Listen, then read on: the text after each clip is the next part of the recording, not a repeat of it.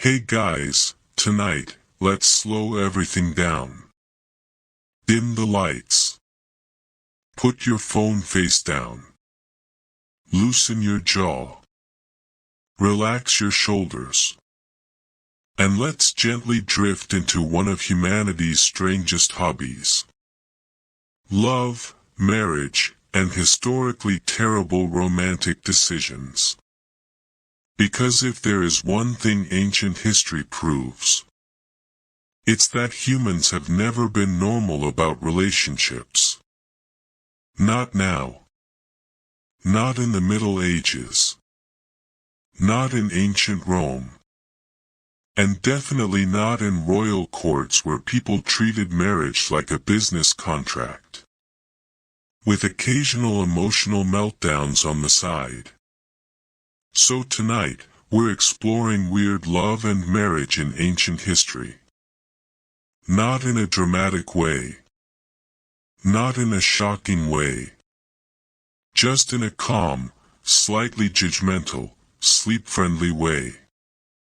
Think of it as a cozy guided tour through awkward weddings, political romances, cousin marriages, forced engagements, and the long tradition of people marrying for reasons that had nothing to do with love.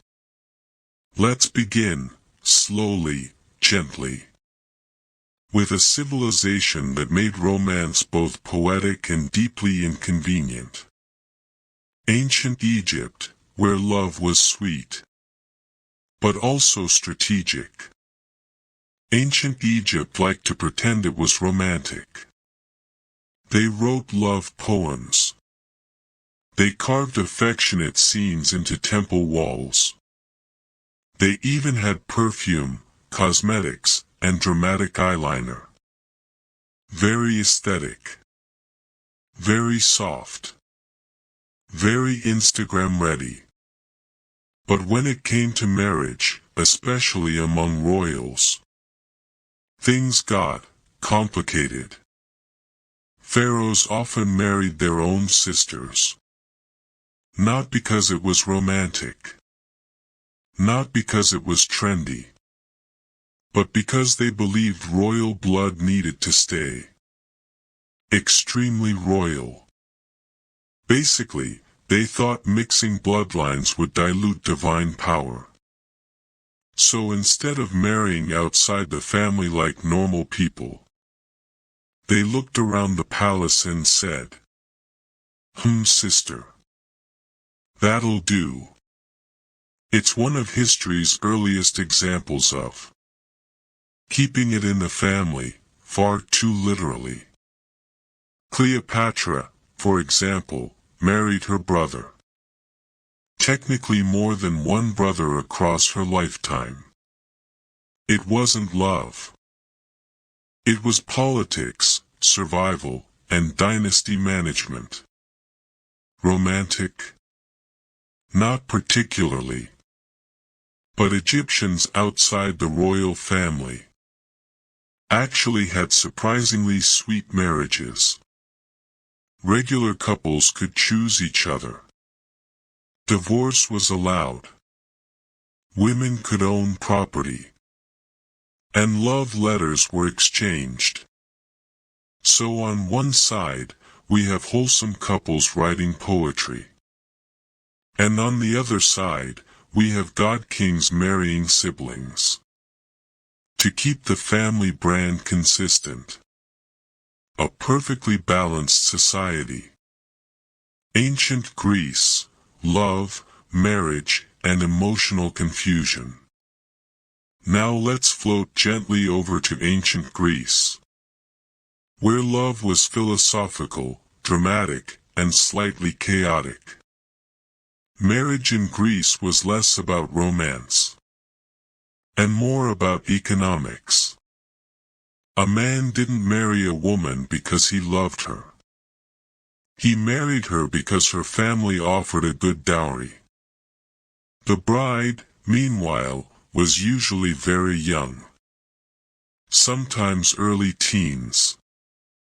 The groom could be in his 30s or 40s. Because nothing says romance like a middle-aged man marrying a teenager. For financial stability, women had very little say in the arrangement. Fathers negotiated marriages like business deals. And love was optional. Greek men often pursued emotional connections elsewhere. Friendships, mentorships, philosophical crushes. Marriage, meanwhile, was more like a long-term investment strategy, with occasional household management. And while Greek poets wrote about love endlessly, actual married life was often quiet, distant, and deeply practical. Romantic ideals, practical marriages, emotionally confusing men. Classic Greece. Ancient Rome, marriage as a political weapon. Now let's glide softly into ancient Rome, where marriage was basically a power tool. Romans loved alliances. They loved status. They loved expanding influence. So they married accordingly. A Roman noble didn't ask, "Do I love this person?" He asked, "Will this marriage help my career?" Marriages were arranged. Divorce was common. Remarriage was frequent. You could marry someone, get bored, divorce them, marry someone richer. Repeat. Very efficient. Emotionally questionable. Historically productive. Take Julius Caesar, for example. He married multiple times. Not for love, but for political positioning. Or Octavian Augustus, who used marriage to secure loyalty across Rome's elite families. Women, meanwhile, were expected to behave with dignity, obedience, and a polite amount of emotional silence. Romance existed, but it often had to fit neatly inside political ambition. And if it didn't, well, divorce paperwork was always available. Medieval Europe, where love was optional and land was sexy. Now we gently drift forward into medieval Europe, where love was considered a nice bonus. But land ownership was the real romantic prize. Noble marriages were rarely about affection. They were about territory, alliances, inheritance, preventing wars, or starting them more conveniently. A medieval prince might marry someone he had never met. A medieval princess might be sent to a foreign kingdom as a teenage diplomatic offering. Courtship. Optional. Consent. Occasionally present. Emotional happiness. Not required.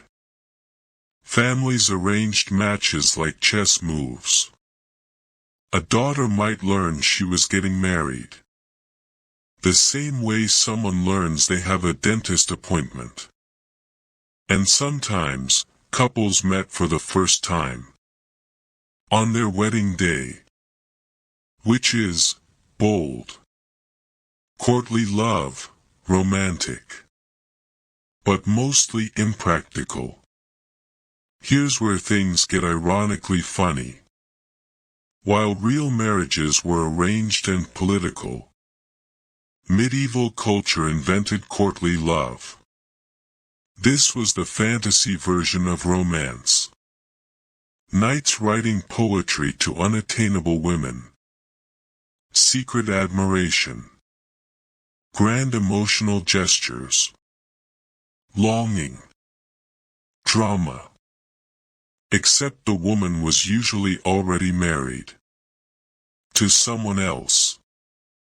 So courtly love was basically emotional cheating with poetry. A knight might swear devotion to a noblewoman he could never actually be with. She would smile politely. He would write poems. Everyone pretended it was romantic. Meanwhile, their actual marriages at home were arranged business partnerships, focused on producing heirs. Romantic in theory, complicated in reality. England's royal marriage mess, because of course. Let's softly float over to England, where royal love stories were less fairy tale and more administrative nightmare. Take Henry VIII, the man who turned marriage into a recurring historical event. He married 6 times.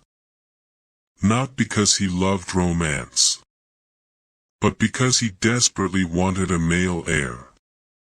Each marriage started with hope. Each ended with disappointment, divorce, exile, or worse.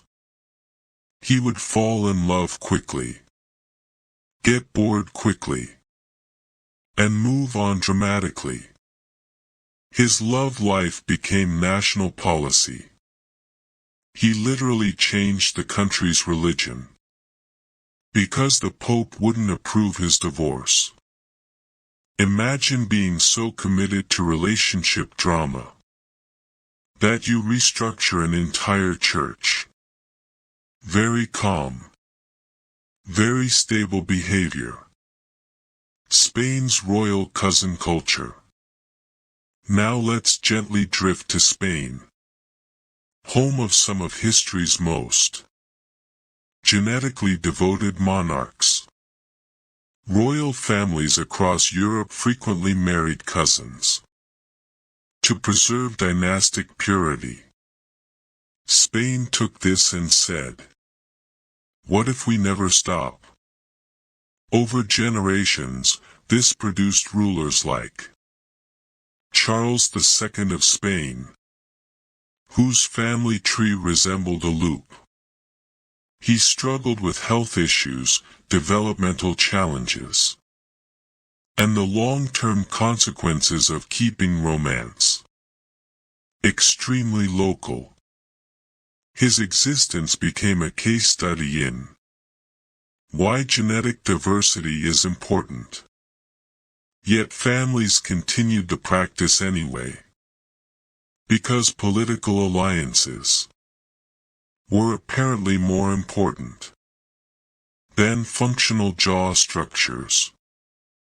France, love affairs, mistresses, and social theater. Now we drift into France, where royal marriages were often formal, and love was outsourced. French kings married queens for politics, and then kept mistresses for emotional entertainment.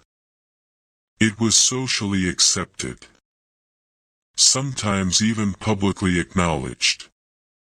Queens were expected to remain dignified. Mistresses received attention, gifts, and influence. Love became a layered system. Wife for legitimacy, mistress for romance, politics for survival.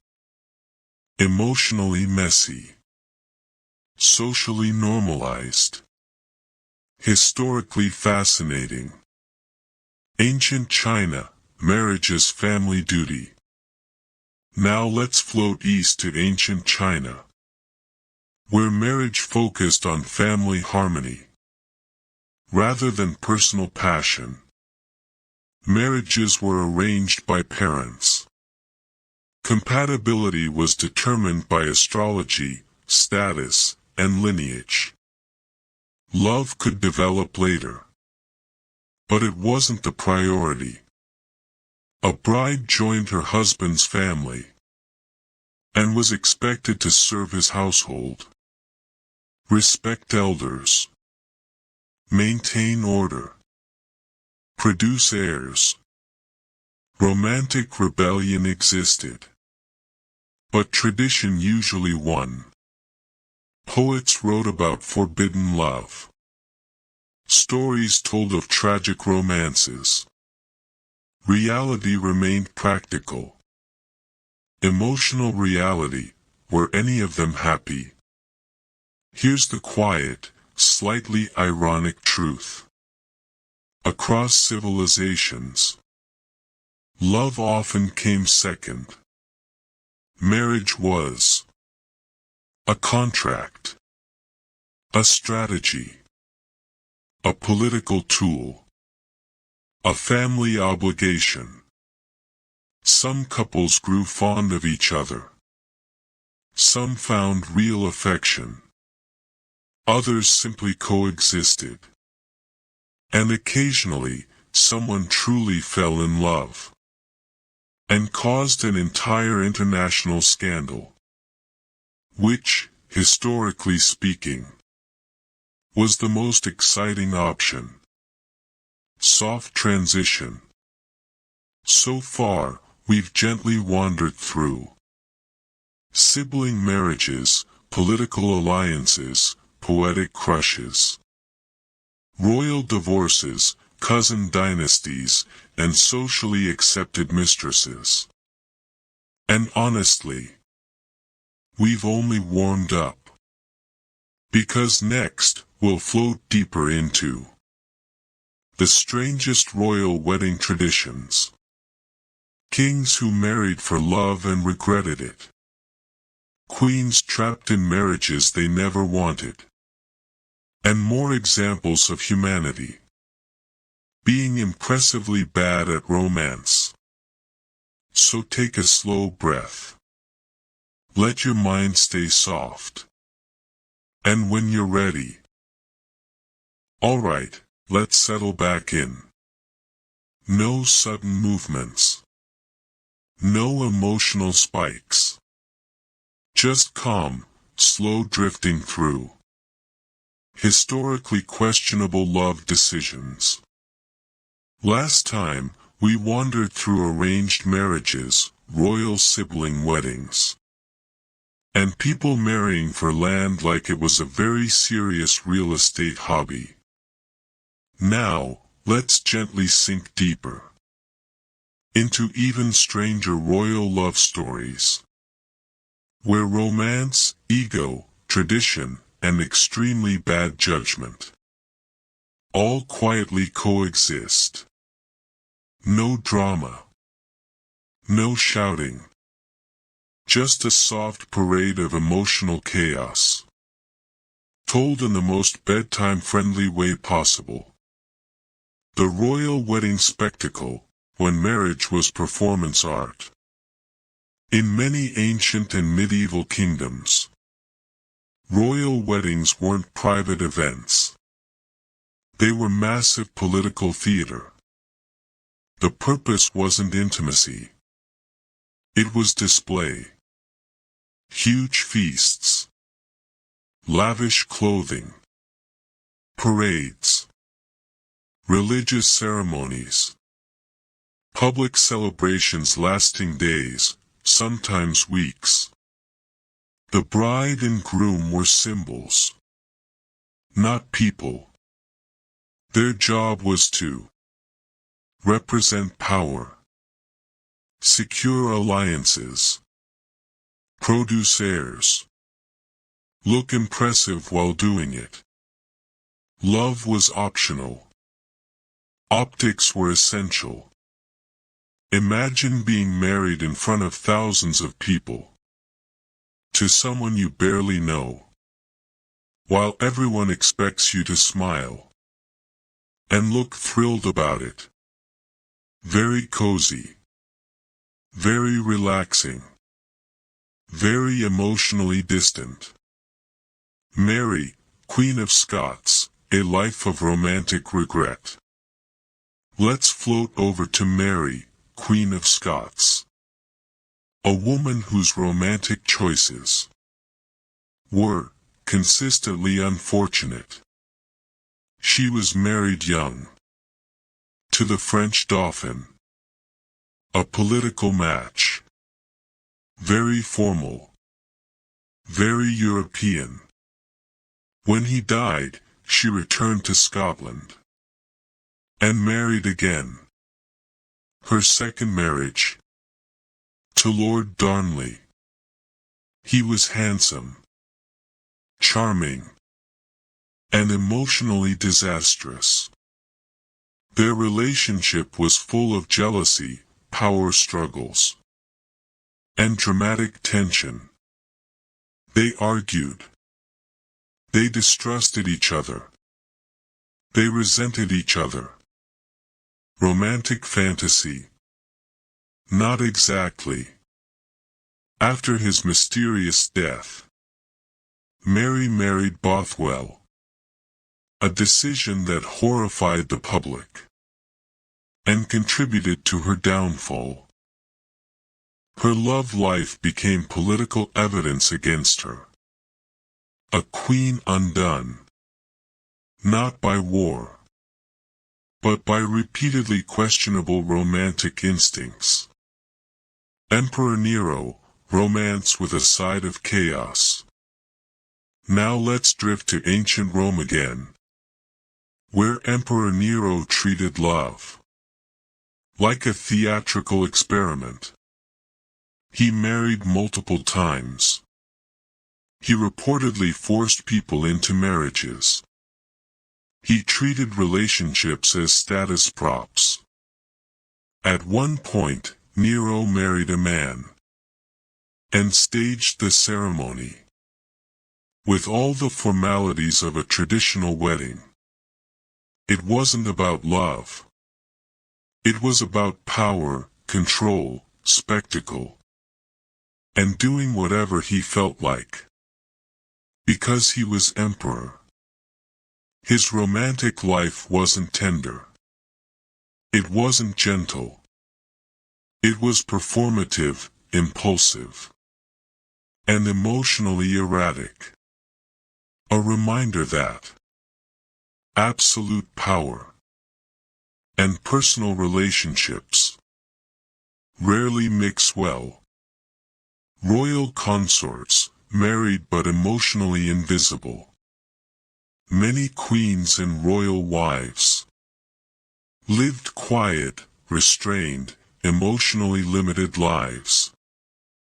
They were expected to be loyal, produce heirs, stay silent, appear dignified, tolerate mistresses, and never complain publicly. They often had little control over their marriages. Some barely saw their husbands. Some lived in separate residences. Some were treated more like political accessories than romantic partners. Their inner lives, mostly undocumented. Their emotional struggles, often ignored. A soft, slow kind of loneliness, wrapped in silk and jewels. Catherine the Great, love, power, and strategic affairs. Now let's drift toward Catherine the Great, who decided not to suffer quietly. Her marriage to Peter III was unpleasant. He was immature, emotionally distant, and politically incompatible. So Catherine built power elsewhere. She took lovers. She pursued intellect. She built alliances.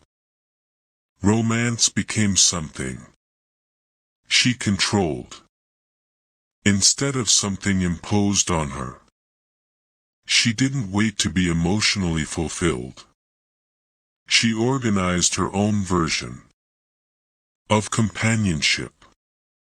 Historically efficient, emotionally self-directed, very on brand for an empress who refused to remain bored. Louis XIV, marriage at home, romance on the side. Now let's float back to France. To Louis XIV, the Sun King. He married a queen for politics. He loved other women for passion. His marriage was formal, predictable, ceremonial. His affairs were emotional, personal, dramatic. Court life normalized this split. The queen represented stability. The mistresses represented affection. It created a royal culture, where love and marriage were officially separate concepts. A fascinating emotional system, designed for maximum political convenience and minimal romantic honesty. The Habsburgs, marrying cousins for the family brand. Let's gently revisit Europe's favorite dynasty for genetic commitment. The Habsburgs. They believed in keeping power inside the family. So they married cousins and second cousins, and sometimes closer. Over time, this produced rulers with distinctive facial features, health issues, and a legacy of inherited complications. But the marriages continued, because maintaining political control felt more important than avoiding family resemblance that bordered on architectural repetition. Romance, rarely the focus. Dynasty preservation, always the priority. Japan's imperial marriages, duty over desire. Now we drift softly to Imperial Japan, where marriage emphasized lineage, duty, and social harmony. Royal marriages were arranged. Partners were selected for compatibility, status, and political alignment. Love might develop, but it wasn't the primary goal. Emperors often had official wives and concubines. Heirs were strategic outcomes, rather than romantic milestones. Emotional fulfillment was secondary to tradition. Quiet, structured, predictable, and often personally limiting. The emotional cost of political marriage.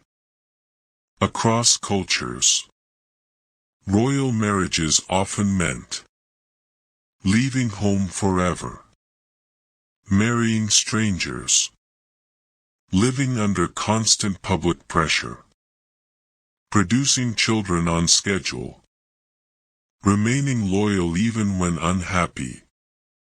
Many royal spouses never experienced private love or personal freedom. Some adapted, some endured, some quietly suffered, some rebelled, and a few wrote letters expressing loneliness, boredom, or quiet sadness.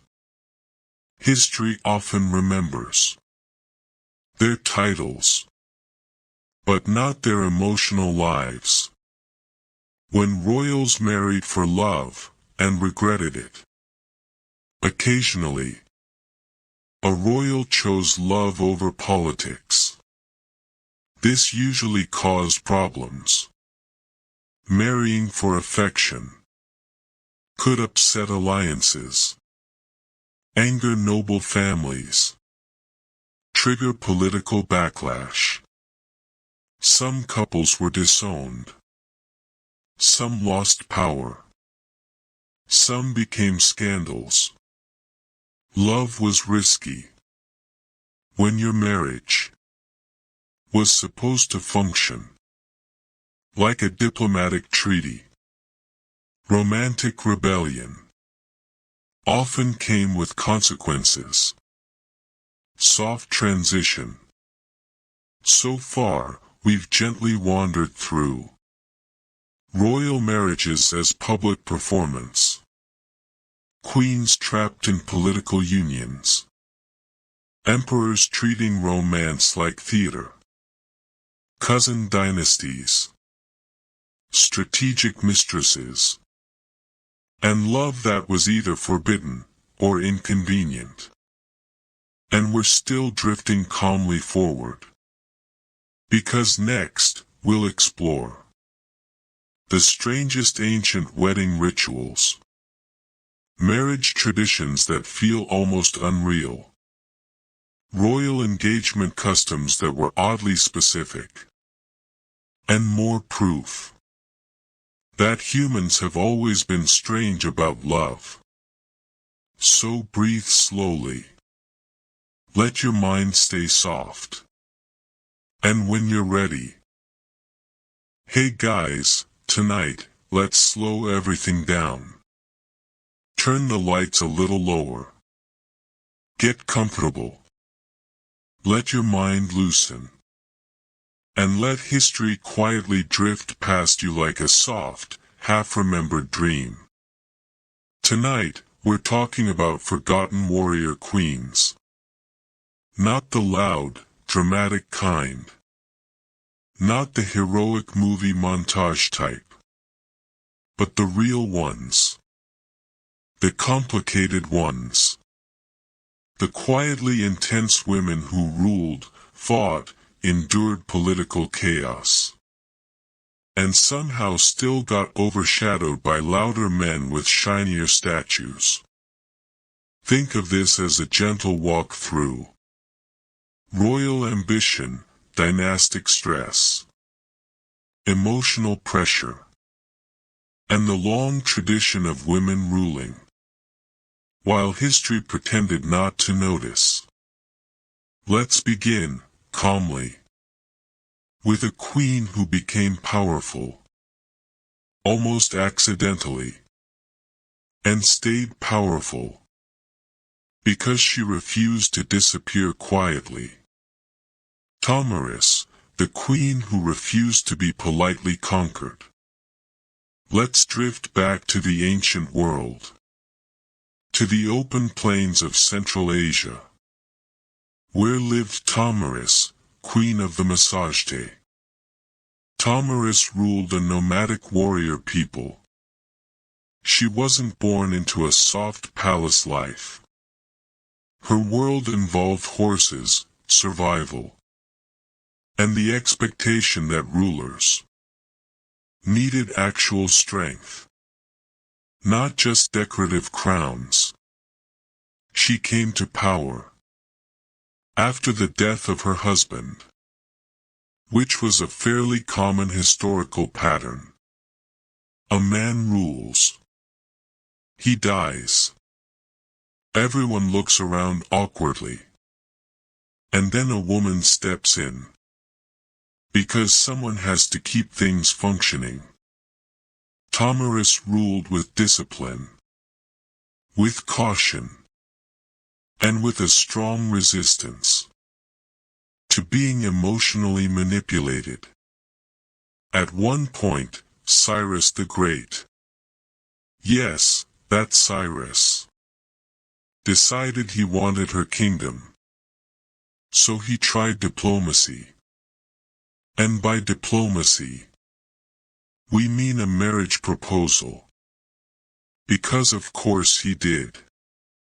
He assumed that if he married Tomarus, he could absorb her territory without the inconvenience of war. Tomarus politely declined, which was historically bold and emotionally refreshing. Cyrus didn't take rejection well. He attacked anyway. The conflict that followed became one of those ancient stories where a woman refuses to be quietly sidelined and instead responds with strategic patience. Tomarus didn't rage. She didn't posture. She waited. And eventually, she defeated him. Her story isn't loud. It isn't flashy. It's simply the quiet narrative of a ruler who refused to be controlled by politics, marriage, or imperial entitlement. A warrior queen who didn't need theatrics to remain formidable. Artemisia I, the naval queen who outsmarted generals. Now let's float gently to the Mediterranean, to the world of ancient Greece and Persia, and meet Artemisia I of Korea. She ruled a coastal kingdom. She commanded ships. She advised emperors. And she did so with calm confidence and impressive strategic awareness. She fought under Xerxes during the Greco-Persian Wars. Unlike many generals who leaned heavily into ego, Artemisia leaned into logic. She reportedly gave tactical advice that was more practical than many of the men around her. Xerxes valued her opinion, which was rare, and also quietly telling. She led naval operations. She maneuvered in battle. She maintained authority without theatrical aggression. A warrior queen who didn't need to shout to be effective. Her reputation endured, not because she was dramatic, but because she was competent, which is often the most dangerous trait of all. Boudica, the queen of controlled fury. Now we drift to Roman Britain, to a woman history remembers for rebellion, anger, and a refusal to quietly accept humiliation. Boudica, queen of the Iceni tribe. Her life shifted after Roman officials mistreated her family and disregarded her authority. She could have retreated. She could have complied. She could have quietly endured. Instead, she gathered warriors, rallied tribes, and led an uprising against Roman control. Boudica wasn't ruling from a marble palace. She led from movement, conviction, and shared resentment. Her rebellion eventually failed, but her legacy didn't disappear. She became a symbol of resistance, dignity, and what happens when an empire underestimates someone who refuses to stay silent. Not loud, not cinematic, just a reminder That emotional pressure sometimes transforms into historical consequence. Zenobia, the queen who built an empire between empires. Let's float to the ancient city of Palmyra, where ruled Zenobia, one of the most quietly ambitious women in Roman-era history. Zenobia ruled after her husband's death. Again, a recurring pattern. Men leave. Women managed the aftermath. She expanded her influence across Syria, Egypt, and surrounding territories. She spoke multiple languages, patronized philosophers, governed with intelligence, and styled herself as the rightful heir to imperial tradition. Rome didn't love that. Eventually, Rome responded. She was captured, paraded, and absorbed into imperial narrative. But her legacy remained as a ruler who briefly built a competing empire in a world dominated by men who assumed women should remain decorative. Zenobia wasn't loud. She was deliberate, measured, ambitious. A warrior queen who challenged the balance of power without needing mythic exaggeration. Queen Njinga, strategy, diplomacy, and adaptation. Now let's gently drift to West Africa, to the kingdom of Ndongo and Matamba, and meet Queen Njinga. Njinga ruled in the 17th century. She navigated colonial pressure, Portuguese expansion, and internal political challenges. She negotiated treaties, led armies, shifted alliances, converted religion strategically, and adapted continuously. She wasn't rigid. She was flexible. Njinga's strength lay in her ability to pivot when needed and resist when necessary. She ruled for decades, maintained sovereignty, and left behind a reputation for intelligence, diplomacy, and unyielding authority. Not a legend born of exaggeration, but of consistent leadership under relentless pressure. A quiet pattern, women ruling after men. As we drift through these stories, a pattern emerges. Many warrior queens rose to power after the deaths of husbands, fathers, or male relatives. They inherited responsibility. Rather than seeking spectacle, they ruled because someone had to.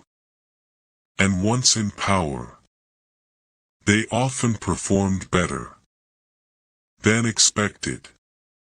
Not because they were mythical, but because leadership, like survival, doesn't require a specific gender. It requires resilience, the emotional weight of power. While kings often projected confidence, many warrior queens carried a quieter burden. They faced doubt, political hostility, cultural resistance, gendered criticism, constant scrutiny. They had to rule, while being judged more harshly than their male counterparts. Their authority was always conditional. Their mistakes were magnified. Their successes were often minimized. And yet, they persisted. Not dramatically, not noisily, but steadily. Amanirenas, the queen who challenged Rome. Let's drift to ancient Nubia, south of Egypt, where ruled Queen Amanirenas. She governed the kingdom of Kush. She faced Roman expansion. She resisted imperial pressure. Rome assumed it could dominate easily. Amanirenas disagreed. She led military campaigns, defended territory, negotiated peace on favorable terms. Rome eventually recognized Kush's autonomy. A quiet diplomatic victory, wrapped in strategic resistance.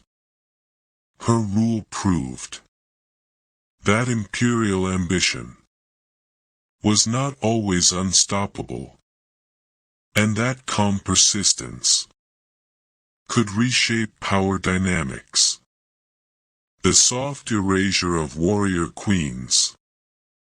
Despite their achievements, many warrior queens were minimized by later historians. Their stories were shortened, overshadowed, reframed, or quietly ignored. History preferred kings, preferred emperors, preferred loud conquest narratives. Queens were often reduced to footnotes or curiosities, not because they mattered less, but because storytelling has always been selective, which is why their lives feel like whispers instead of headlines. A gentle reflection. These warrior queens weren't fantasy figures. They worried about governance, succession, alliances, public perception, and personal survival. They ruled in unstable environments. They made compromises. They made mistakes. They endured criticism. Some won. Some lost. Some faded into obscurity. But all of them quietly reshaped the political landscapes they lived in. Not loudly, not theatrically, but persistently. Soft transition. So far, we've drifted through Tamaris, Artemisia, Boudica, Zenobia, Njinga, Amanirenas. Women who ruled, resisted, negotiated, and endured in worlds that rarely expected them to, and were only just beginning. Next, we'll gently float into more forgotten queens. Women whose power was subtle, whose lives were complicated, and whose stories deserve a calm retelling, under soft, sleepy narration. So breathe slowly. Let your thoughts soften. And when you're ready. Alright, welcome back. Get comfortable again. Let your breathing stay slow. Let your thoughts feel distant, like they're floating somewhere between history and a half-forgotten dream. We're continuing our gentle journey through forgotten warrior queens, women who ruled with quiet authority, endured political chaos, and somehow ended up as side notes in a world that preferred louder men with louder egos. No rushing, no dramatic twists, just calm storytelling, with soft irony, and a mild awareness that history has always been a little unfair. Let's drift onward. Tamar of Georgia, the queen who ruled better than most kings. Let's float to medieval Georgia, where Queen Tamar ruled during the 12th century. She inherited the throne in a world that expected men to rule and women to behave politely on the sidelines. Instead, she governed with confidence. Tamar expanded her kingdom, strengthened the military, supported culture, religion, and trade, and presided over what many consider a golden age. She wasn't loud. She wasn't theatrical. She didn't rely on intimidation. She relied on stability. Her reign was calm, strategic, and quietly successful, which, in historical terms, is almost suspiciously competent. People later mythologized her, but during her lifetime, she was simply a ruler, doing her job very effectively. A queen who proved that leadership doesn't need spectacle to work. Matilda of England, almost queen, constantly undermined. Now let's drift to 12th century England and meet Empress Matilda. She was the legitimate heir to the English throne. Her father wanted her to rule. Nobles swore loyalty to her. And then, a man took the throne instead. Because of course he did. Matilda spent years fighting for her claim, negotiating alliances, leading forces, attempting to secure recognition. She briefly controlled London, briefly approached coronation. But resistance grew. Not because she was incapable, but because many nobles felt uncomfortable being ruled by a woman. So her reign remained almost, not fully realized, not fully acknowledged. Matilda's story became a quiet lesson in how legitimacy is sometimes ignored when it challenges tradition. She ruled in theory, fought in reality, and was remembered as a near miss. Queen Siendic, intelligence over aggression. Let's gently float to ancient Korea, to the kingdom of Silla, where ruled Queen Siendic. She governed during the 7th century. She emphasized diplomacy, astronomy, education, and cultural growth. Instead of relying on raw force, she focused on stability and wisdom. She built observatories, encouraged scholarship, strengthened internal unity. Her leadership wasn't flashy. It wasn't loud. It wasn't built on fear. It was built on foresight. Many doubted her at first. But her reign proved that quiet intelligence could be more effective than dramatic authority. A queen whose power was rooted in planning rather than posturing. Cleopatra Selene, the queen overshadowed by her mother. Now let's drift back to the Roman world. To Cleopatra Selene, daughter of the famous Cleopatra VII. History remembers her mother. Drama, romance, empire, myth.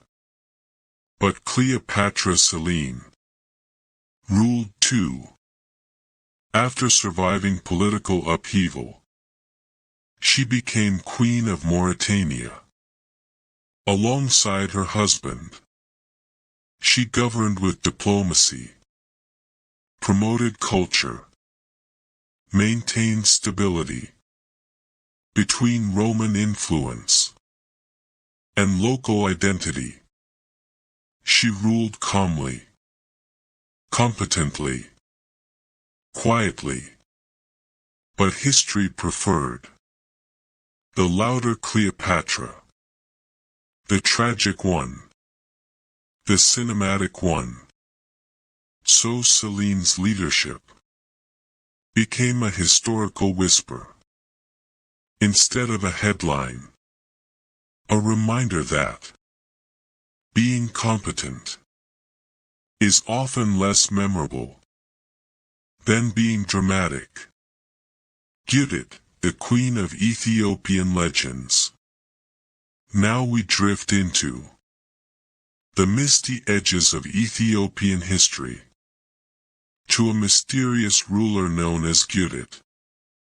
Her story blends history, legend, and cultural memory.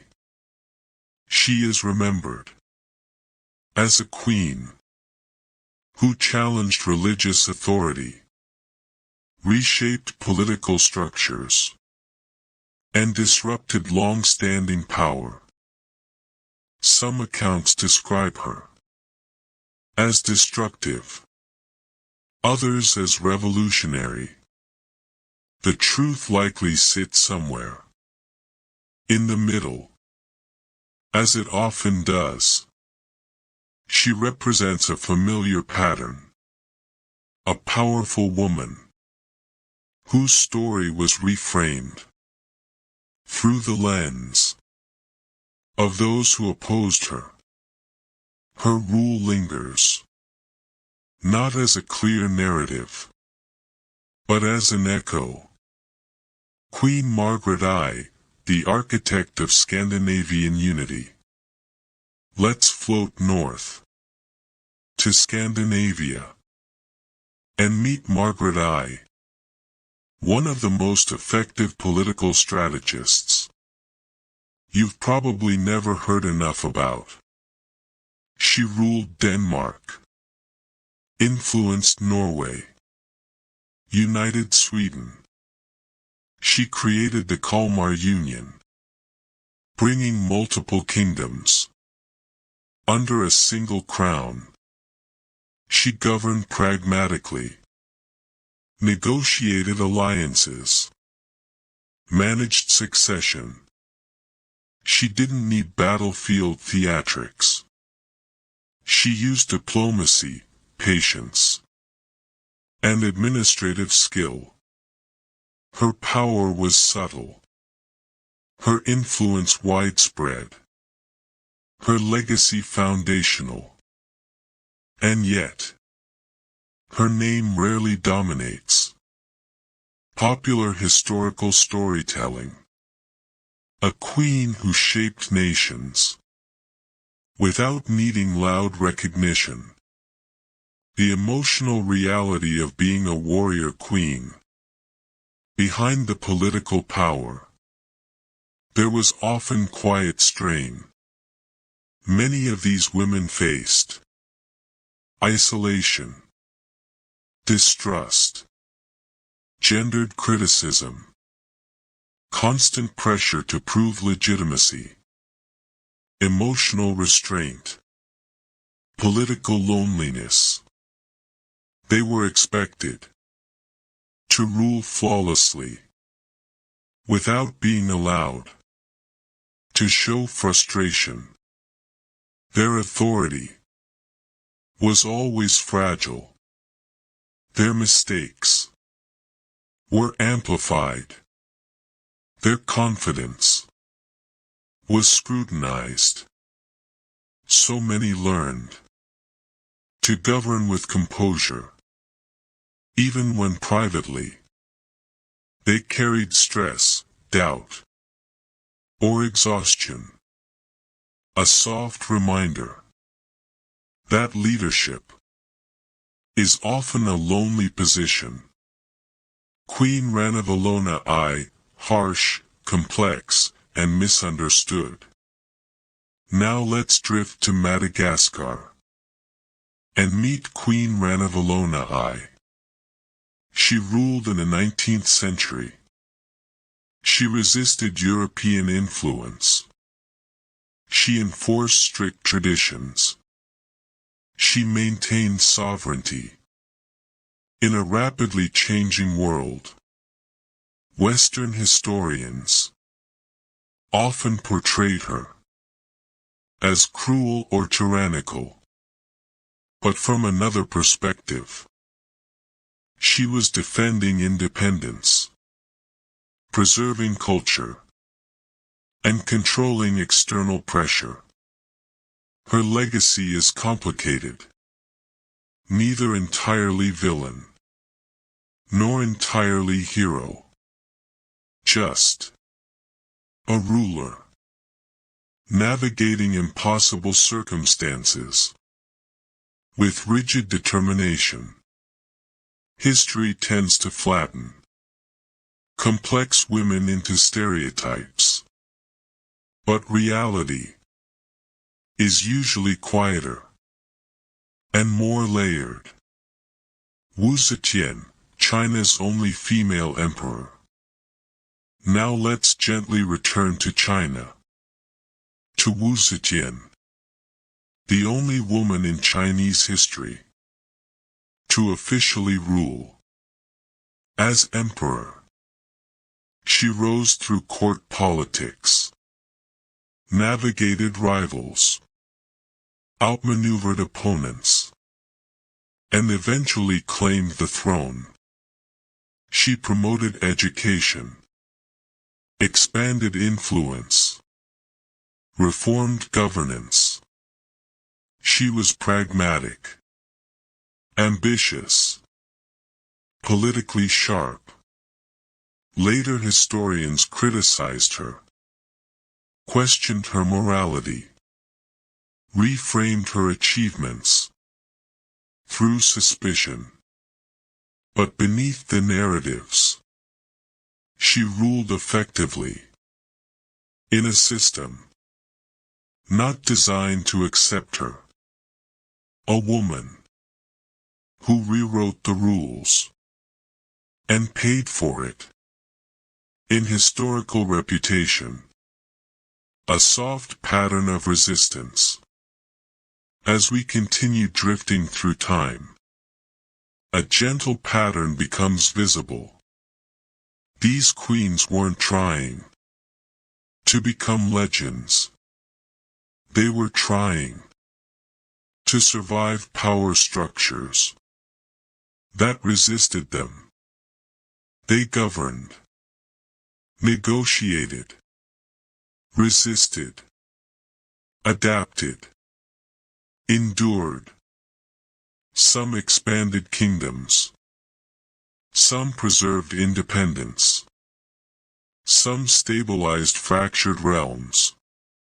Their victories were often quiet.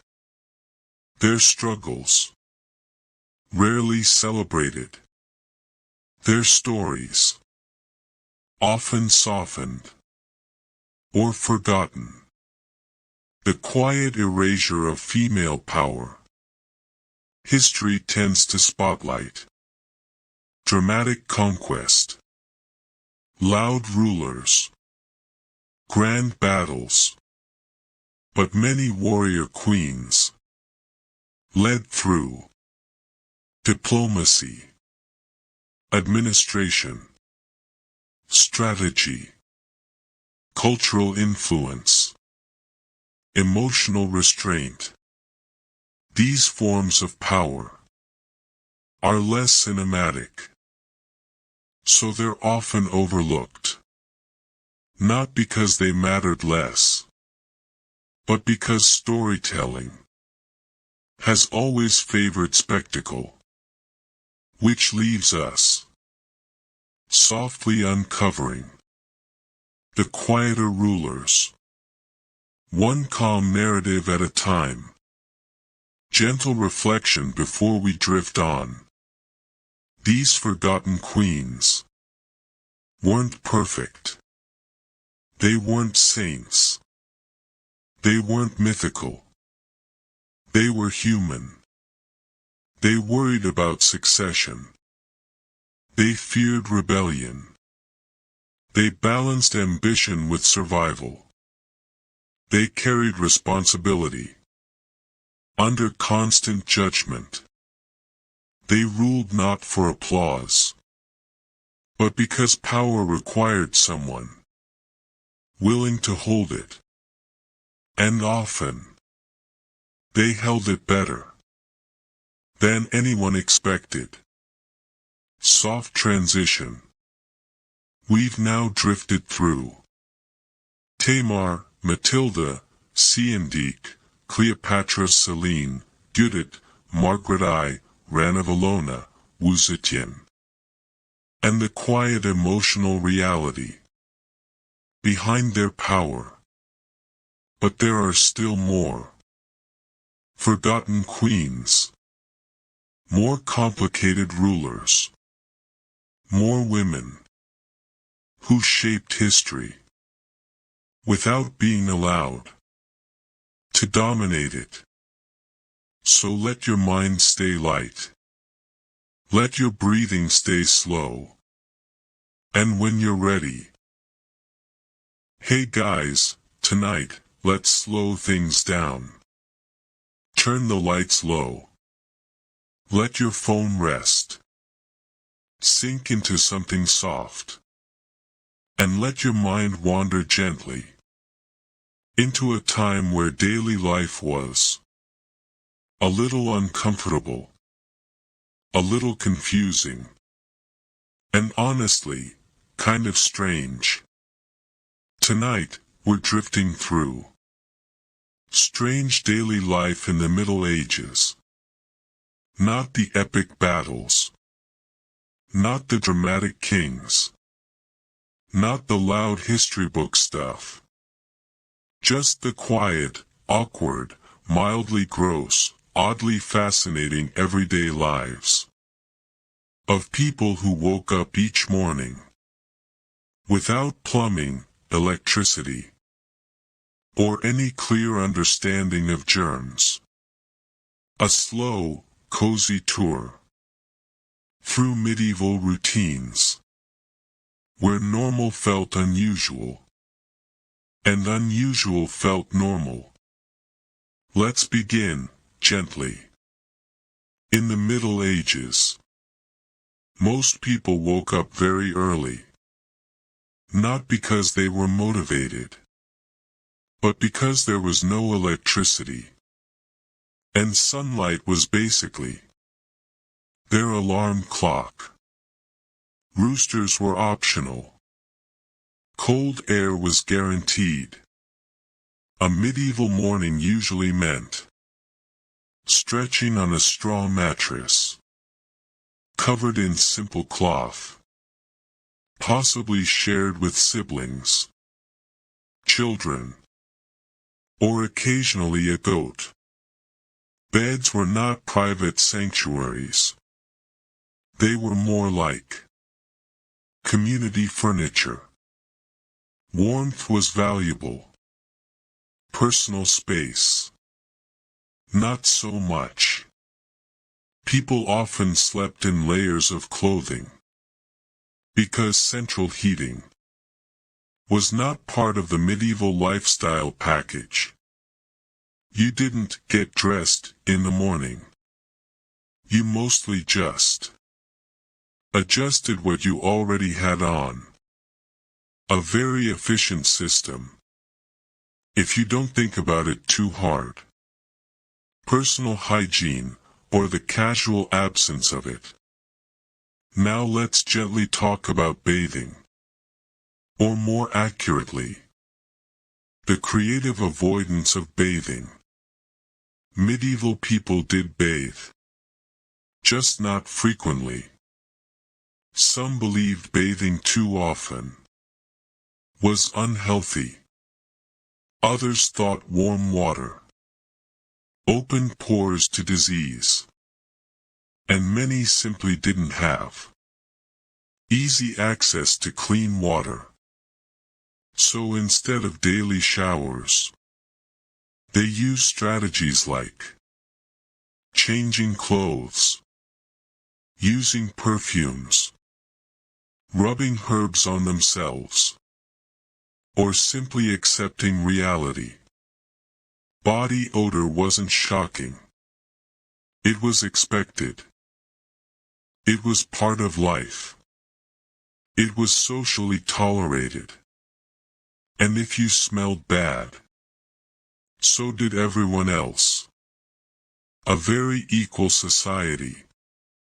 They also believed that disease traveled through bad air, which meant ventilation was suspicious, and fresh air was occasionally considered dangerous, which explains a lot. Medieval bathrooms, a bold experience. Now let's float calmly to the medieval bathroom situation. Most homes did not have toilets. Instead, they used chamber pots, small containers, placed under the bed, emptied later, hopefully carefully. Castles had garderobes, essentially stone toilets, built into the walls, with waste dropping into moats or pits below. Which means castle moats were not just scenic. They were functional and occasionally fragrant. People often disposed of waste by tossing it into streets or designated dumping areas. City sanitation existed, but it was inconsistent and sometimes more aspirational than effective. And yet, this was simply normal life. Not dramatic, not shocking, just daily medieval reality. Clothing, heavy, layered, and practical. Now let's drift into medieval fashion.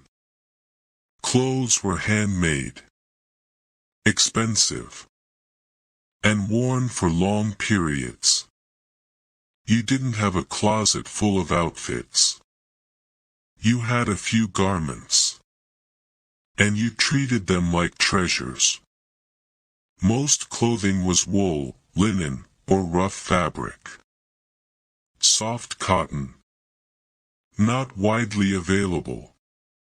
Clothing served multiple purposes. Warmth, status, modesty, protection, and occasionally emotional comfort. Colors mattered. Dyes were expensive. Bright clothing suggested wealth. Muted colors suggested practicality. And if you were poor, your fashion choices were simple and long-lasting. People repaired clothes constantly. Nothing was disposable. Everything was reused. A sustainable wardrobe, born out of necessity. Food, heavy, simple, and seasonal. Now let's gently float to the medieval dinner table. Meals were hearty, filling, and seasonal. Peasants ate mostly bread, porridge, vegetables, beans, occasional cheese. Meat was rare for the poor, and more common for the wealthy. Bread was the foundation of life, so important that laws regulated its price. Spoiled bread, sometimes still eaten, just carefully. Spices were expensive, and seen as a sign of status. Nobles enjoyed rich dishes, roasted meats, stews, pies, sauces. Feasts could last hours, with entertainment, music, and occasional dramatic overeating. Table manners existed, but they were relaxed. People ate with hands, shared dishes, and used knives as multi-purpose tools. A cozy communal experience, minus modern hygiene expectations. Medical care, creative and questionable. Now let's drift into medieval medicine. Doctors existed, but scientific understanding was still developing. Illness was often blamed on imbalanced bodily humors, astrology, bad air, divine will, or general mystery. Common treatments included bloodletting, herbal remedies, prayers, strange potions, and occasionally hopeful guessing. Surgery was basic, anesthesia minimal, sterilization not yet a priority. But people still sought care, still hoped for recovery, still trusted healers. Medical knowledge wasn't advanced, but it was sincere. A quiet reminder that humans have always tried to make sense of suffering, even without the right tools. Work, long days and physical labor. Now let's float through a medieval workday. Most people were farmers. They worked from sunrise to sunset. Planting, harvesting, tending animals, repairing tools. Work was physical, repetitive, demanding. There were also blacksmiths, bakers, tailors, carpenters, merchants, and craft workers. Children helped early. Rest days were rare, but religious festivals provided breaks. Life was structured around seasons, not schedules. You worked when daylight allowed. You rested when it didn't. A slow rhythm, guided by nature and exhaustion. Homes, small, smoky, and shared. Medieval homes were simple. Many were single-room dwellings. Cooking, sleeping, living, all happened in one space.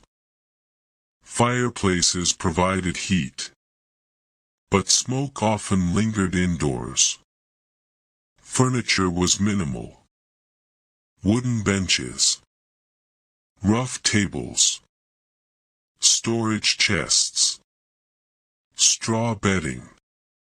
Privacy was limited. Families shared rooms. Visitors slept where space allowed.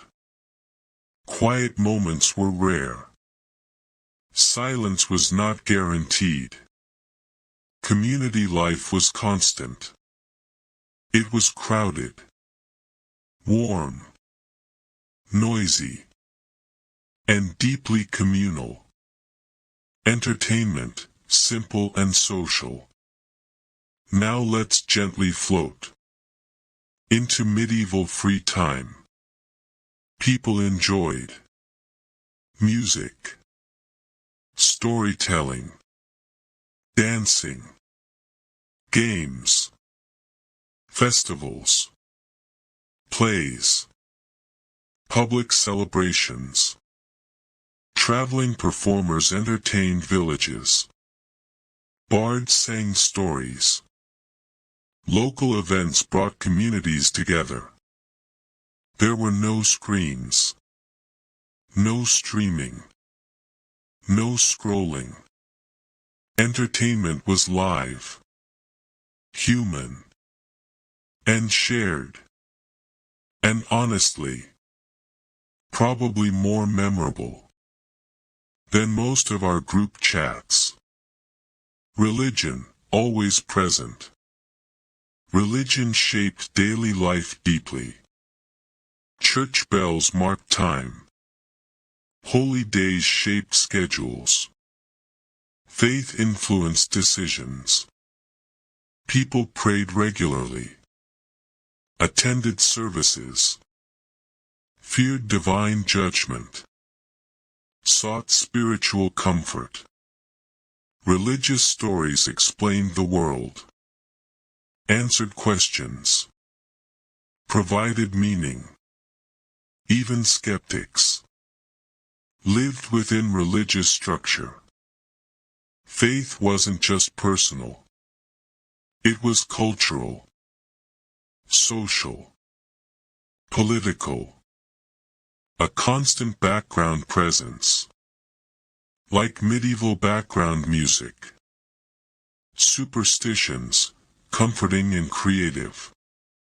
Now let's drift into medieval beliefs.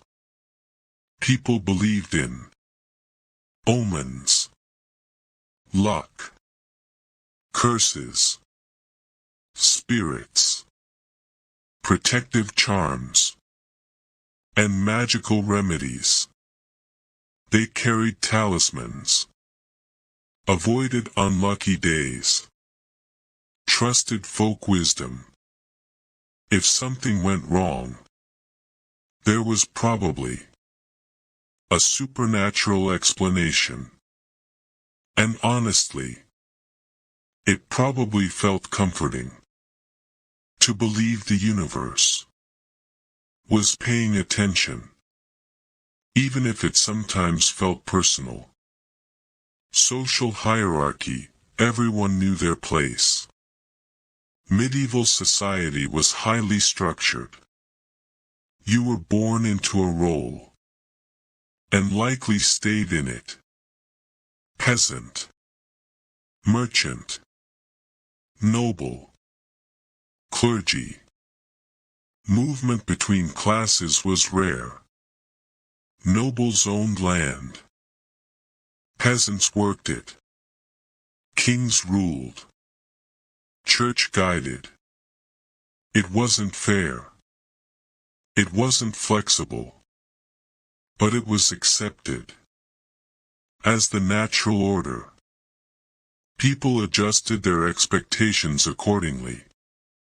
Ambition existed, but reality usually won.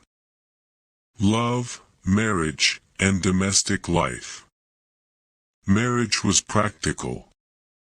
Love sometimes grew, but it wasn't always the reason. Families arranged matches. Dowries mattered. Economic stability mattered. Romance existed, but practicality ruled. Husbands worked. Wives managed homes.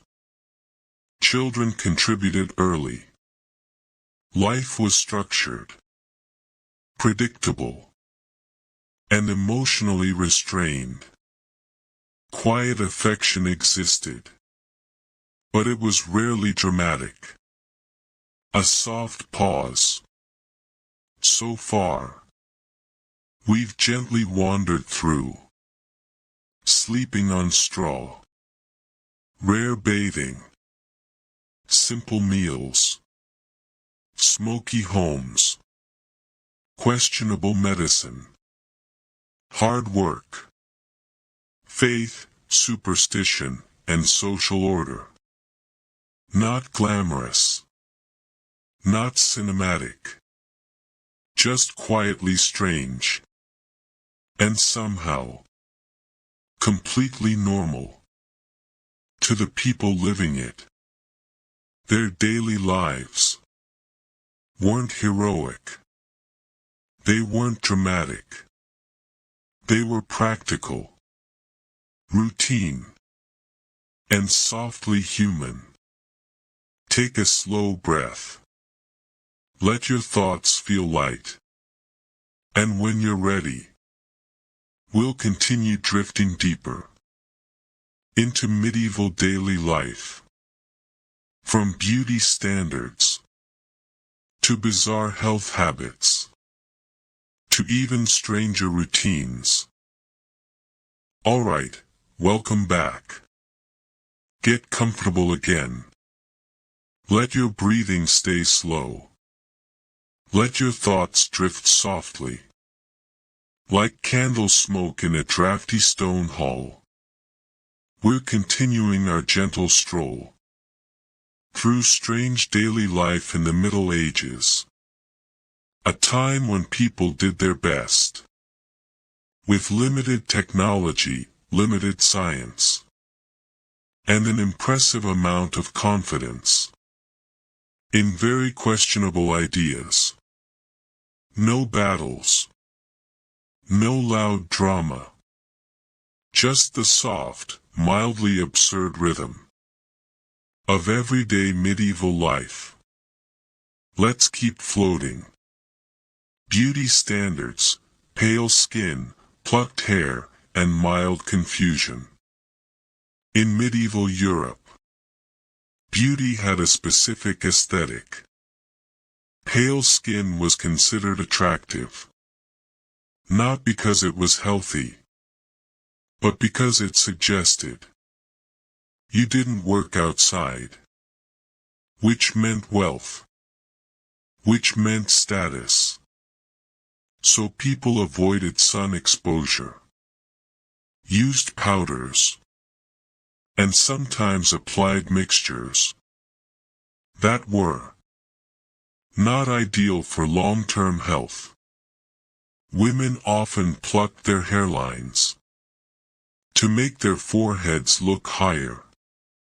A tall forehead was seen as elegant. Eyebrows, sometimes thinned, sometimes removed. Face shape mattered. Complexion mattered. Posture mattered. Beauty was less about self-expression and more about signaling your place in society. A quiet social code written on the face. Hair care, rare washing, frequent styling. Hair washing wasn't common.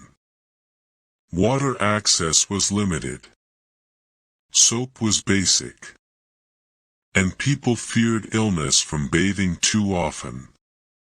So instead of frequent washing, they brushed hair regularly, covered it, or styled it to hide buildup. Women braided hair, covered it with veils or caps. Men trimmed or tied it back. Lice were common. Combs were essential. And scratching was relatable.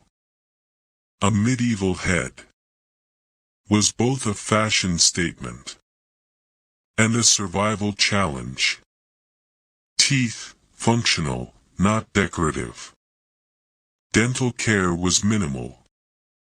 Toothbrushes didn't exist. Toothpaste was experimental. Dentists were rare. People cleaned teeth with cloth, twigs, salt, or nothing at all.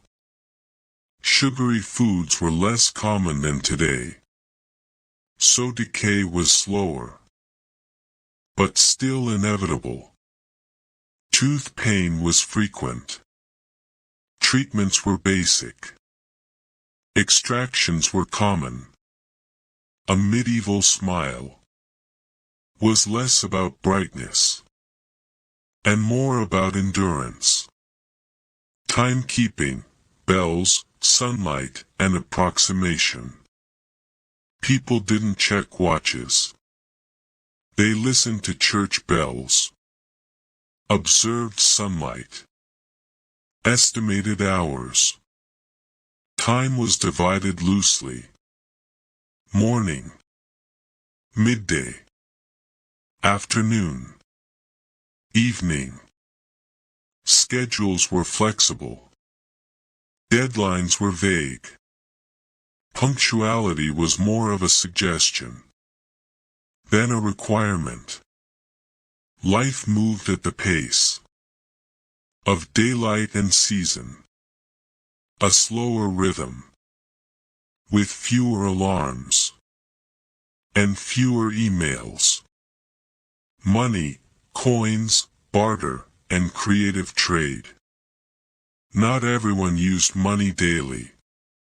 Bartering was common. Goods were traded. Services were exchanged. If you needed bread, you might trade eggs. If you needed repairs, you might offer labor.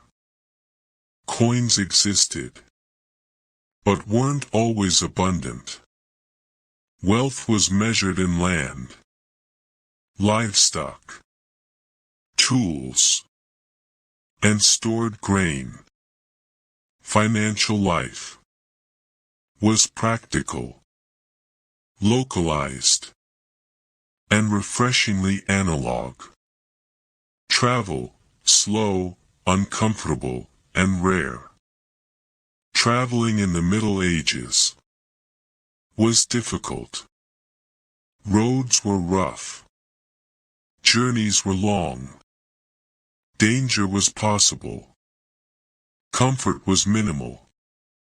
Most people never traveled far from home. If you did travel, you walked, rode animals, or used basic carts. Inns were simple. Food was limited. Beds were shared. Travel wasn't recreational. It was purposeful. Pilgrimages happened. Trade journeys happened. But vacation was not a medieval concept. Language, regional, loud, and local. There was no standardized language. Dialects varied from village to village. Accents shifted quickly across regions. Most people spoke only their local tongue. Few could read. Even fewer could write. Storytelling was oral. Knowledge traveled by voice. News spread through conversation. Language was personal, imperfect, and wonderfully human. Festivals, loud, joyful breaks from routine. Medieval life wasn't all work. Festivals were frequent. Feast days, saint days, seasonal celebrations. These meant food, music, dancing, games, drinking, and social chaos. Work paused. Communities gathered. Rules relaxed slightly. For a brief moment, life felt lighter. Even in a hard world, people found ways to celebrate being alive. Children, small adults, early responsibilities. Childhood in the Middle Ages was short. Children worked early, helped with chores, learned trades, cared for siblings. Education was limited, unless you were wealthy or part of religious institutions. Toys existed, but were simple. Play happened, but practicality ruled.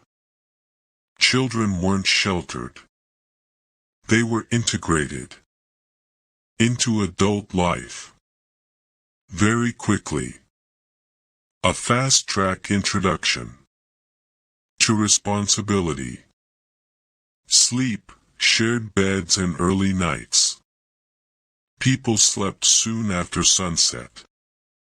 Not because they were tired, but because there was no light. Beds were shared. Families slept together.